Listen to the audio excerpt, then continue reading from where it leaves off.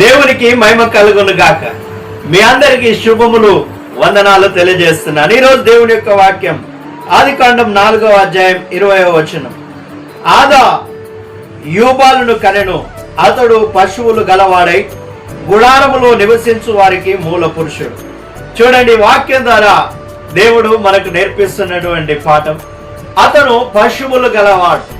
అందుకనే పరిశుద్ధ గ్రంథం చెప్తూ ఉన్నది, ఇదిగో మా పాపములు బట్టి నీవు మా మీదను మా పశువుల మీదను చాలా దెబ్బలు పడుతున్నాయని పరిశుద్ధ గ్రంథం నెహెమ్యా 9వ అధ్యాయం 37వ వచనం చెప్తూ ఉన్నది. 39వ వచనం. అలాగే ఆ పశువుల మీద మనం చేసినటువంటి పాపం వల్ల కూడా దెబ్బలు పడతాయి. అందుకనే ఈరోజు సామెతల గ్రంథం 12వ అధ్యాయం 10వ వచనంలో దేవుని యొక్క వాక్యం చెప్తుంది, నీతిమంతుడు పశువుల ప్రాణమును జాగ్రత్తగా చూసుకొను. మనం ఎప్పుడైతే పశువుల ప్రాణాన్ని జాగ్రత్తగా చూసుకుంటామో అప్పుడు మనం నీతిమంతులమని దాని అర్థం.